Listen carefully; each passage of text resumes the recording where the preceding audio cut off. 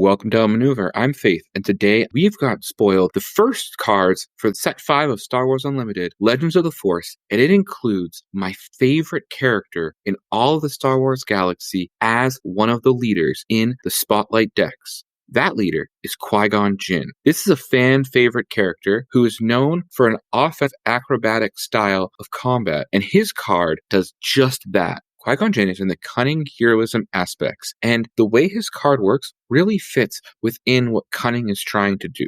I'm looking at Qui-Gon Jinn as potentially one of the best leaders that is going to be in the game come the Galactic Championship. Because playing units for free is really strong, and if we can take advantage of this and exploit it, then we are setting ourselves up for big success. Let's take a greater look at Qui-Gon Jinn, Student of the Living Force. You can use this epic action to deploy when you control 6 or more resources, and when you do, he's a 4/7 ground unit. When he completes an attack, you return a friendly unit, and then you play another unit that costs less than the returned unit from your hand for free. We're going to want to play as many when played units as possible. Another way we can use that ability is with ambush units. The key to Qui-Gon Jinn's leader is going to be setting up your hand in a way that you can maximize the use of this effect. If I have a 5-cost unit on the board, then if I don't have any 4, 3, 2, 1, or 0 cost units, then I can't effectively use Qui-Gon Jinn's ability because I won't have another unit to play that has a lower cost. Conversely, if I don't have enough high-cost unit, then this effect won't do much in allowing me to play effective units with this ability itself. When Qui-Gon Jinn is not deployed, he has a similar ability. However, in order to use it, you have to use an action and exhaust Qui-Gon Jinn, as well as use the Force, which means you lose your Force token. Now, on the screen, we've got what this Force token is. This is a token that you can gain by doing a variety of things, by either playing cards or achieving a certain goal. You can only have one Force token on you at a time. Legends of the Force is going to be a set which is going to really take advantage of this new Force token. And the way that they've showed us already is with the common bases that are going to be in Legends of the Force. In Qui-Gon Jinn's Spotlight deck, his deck is going to be Cunning and Command aspects. So the base that I have on the screen here, Shadowed Undercity, is not what's going to be included. However, I've included the blue base here because we currently don't have a lot of command heroism units that have the Force trait. And so we do have a decent amount of Vigilance heroism Force units. And so I wanted to play around with that. These common bases in Legends of the Force are going to have 28 HP instead of the previous 30 HP of other common bases. However, these bases, which there's going to be 2 for each color that all do the same thing, read, when a friendly Force unit attacks, the Force is with you, which means that you create your Force token. If you're going to be using this base, you're going to want to have a variety of Force units so that you can trigger that effect. And then you can use that Force token to really make Qui-Gon Jinn better. So now that we have an idea of our leader Qui-Gon and the new base that's coming and Force token, let's look at some of the other cards that we have been given. It should be noted that this episode is being recorded on April 2nd, the day that we got spoilers about Qui-Gon Jinn and his Spotlight deck. That means we only have a handful of cards to work with. And so we're mostly going to be talking about some ideas about how we can use some of the cards we already have, rather than kind of talking about specific details. First up, we have Anakin Skywalker, who has a new keyword, Hidden. Hidden means that the unit cannot be attacked the turn it was played. This is going to be really good for allowing us to get a unit onto the board. Anakin also benefits because he is shielded, and he's also a Force unit. This is good because if we want to trigger that base's effect, they most likely will not be able to take him out in one action. And this means that you can start by having the Force off early in the game. Next up, we have Obi-Wan Kenobi. Obi-Wan is a 3-cost 3/5 that when you play a Force unit, including Obi-Wan, he gains Sentinel for the phase.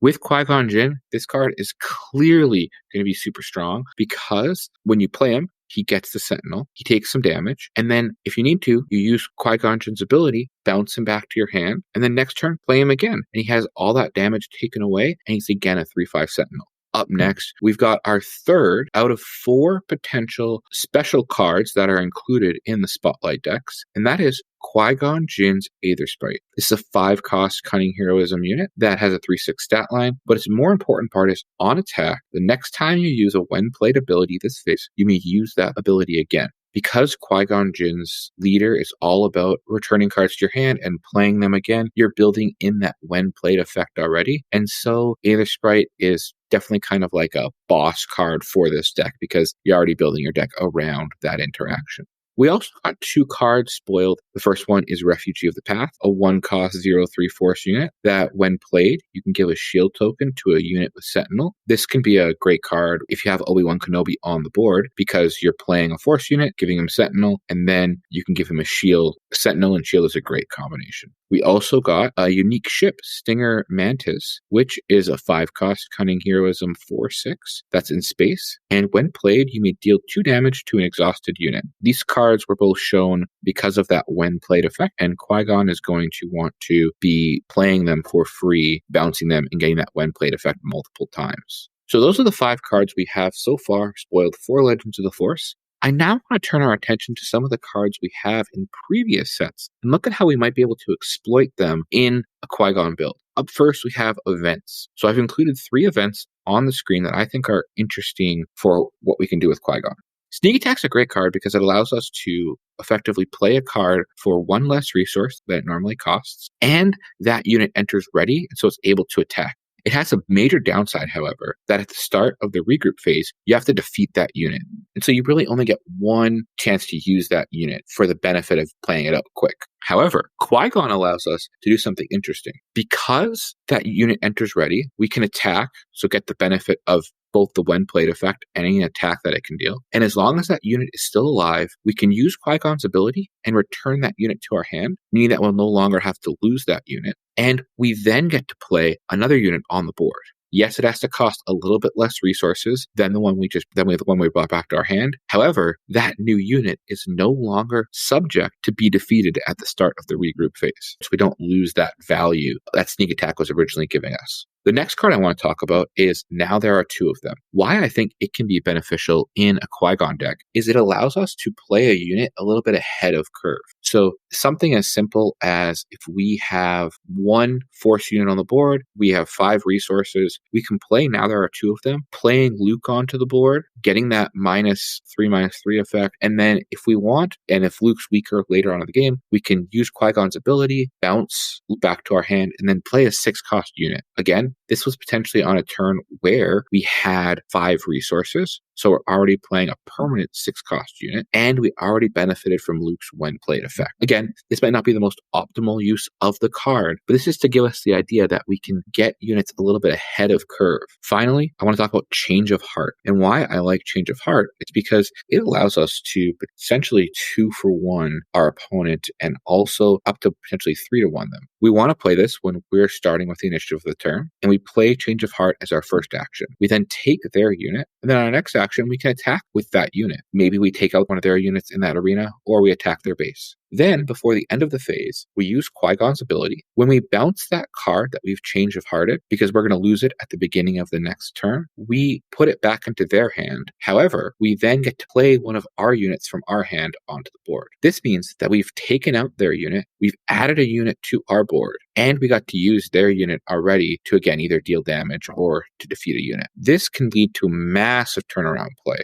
Now that we've gone through 3 of the Cunning events, which could be interesting with exploiting Qui-Gon Jinn, I now want to look towards some units that we have. And on the screen, we're going to see units of all 4 aspects. Qui-Gon Jinn is in Cunning, so those ones will be automatic. And you'll pair your Qui-Gon leader with a base, which will also give you a color. I wanted to show each of the options that you could potentially do, but I also want at this point talk about the fact that when we look at Qui-Gon Jinn's leader ability, when you return a unit to your hand, you play another unit that costs the same or less for free. That means that you don't have to worry about the aspect penalty from playing a card that's different from one of the aspects of your base or your leader. So if you're running a blue Qui-Gon deck, you can then play a command or an aggression card that's non-villainy from your hand for free by using Qui-Gon's ability. This is going to lead to some really interesting plays for you, and when you're deck building, seeing how much out of aspect cards you want to have to be able to take advantage of those when played abilities. Again, I'm sure there's going to be a number of more units with when played abilities and better ones that will better fit your deck with Legends of the Force. However, right now we can only talk about the units we already have.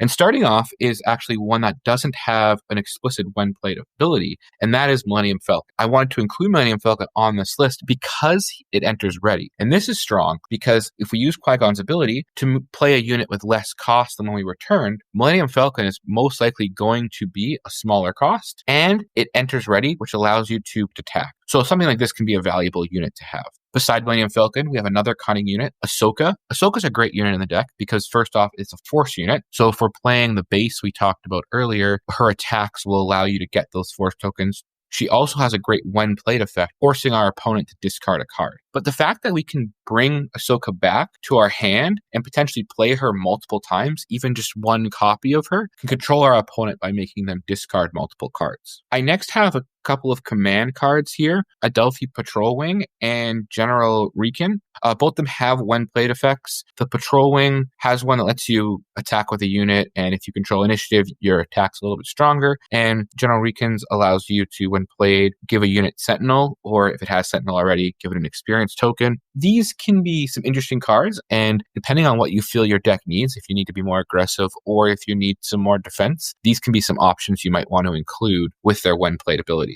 After that, we're looking at an aggression card here, Wrecker. And Wrecker is a really strong card we've seen in Sabine. It might be a better card if you have something like an ECL, because you can really take advantage of the overwhelm on him and that when played at the same time. However, even without it, I think it could be a really good card to have to defeat an opponent's unit. His when played effect lets you just defeat a friendly resource and then deal damage to an opponent's unit. As well on this list, which I haven't included, would be double Cunning cards, something like Bodhi or Canteen Bouncer. These cards have great when played effects that you'll definitely be already using in your deck if you are playing double Cunning. They are something you could also consider and just try and take advantage of their costs by returning higher cost units to your hand. So something to consider. After that, we've got Luke Skywalker, who is already such a strong card in itself. And one of the reasons that I really like blue with Qui-Gon Jinn, his when played effect is always at least a -3/-3, potentially a -6/-6. And as we saw with Qui-Gon's ship, this can be doubled to potentially up to -12/-12, which is basically defeating any unit in the game. So super strong, and something that having a great body with a great keyword of Restore 3 is going to be something that's going to be really strong and powerful. And then after that, I have two of these 8-cost ships. Obviously, there's some higher cost ships as well that you might consider playing. However, I do like these ships because I can shift down to Luke. I feel like regardless of which color Qui-Gon you're playing, you're probably going to include Luke anyways because he's such a great card. And so having a ship that's a little bit higher is going to allow us to potentially really exploit Luke.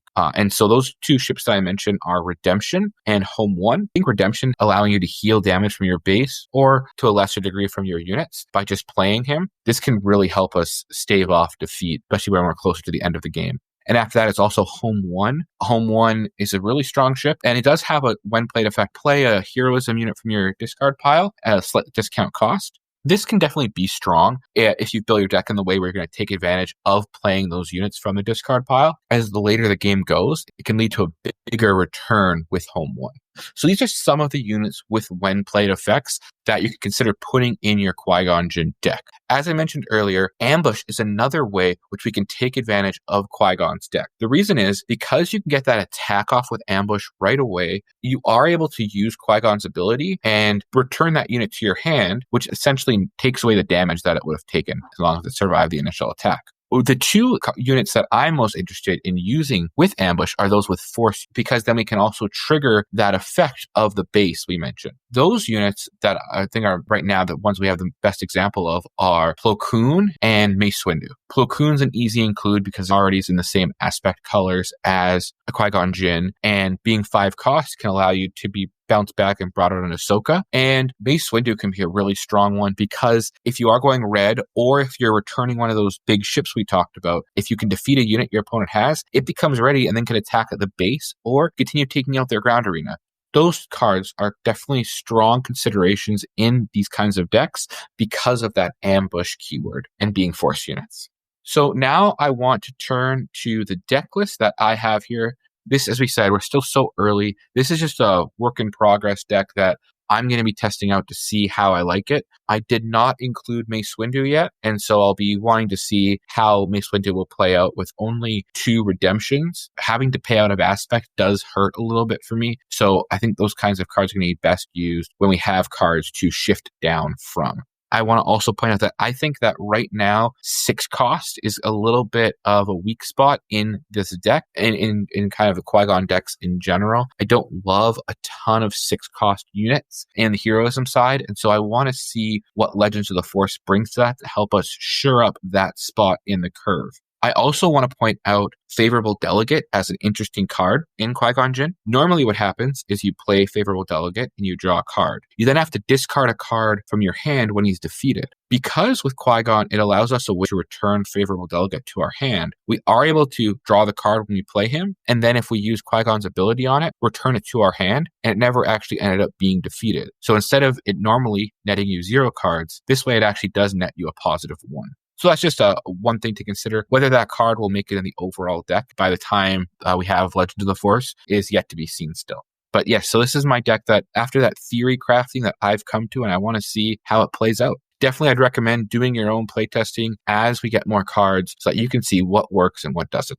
This was just a little sneak peek theory crafting about what Qui-Gon Jinn could be. I think he's going to be an amazing leader, something we're going to see in the upper echelons of play because he combines and rewards tight and strategic gameplay of making sure that you have the right pieces in your puzzle to keep playing all your units for free and taking advantage of all those when played abilities. You can look forward to Legends of the Force, which releases on Friday, July 11th, and that will be our last set before the Galactic Championship. I will be doing a deck tech on Qui-Gon Jinn at a later point once we have more of Legends of the Force. Thank you very much for listening, and we'll see you next time on Outmaneuver.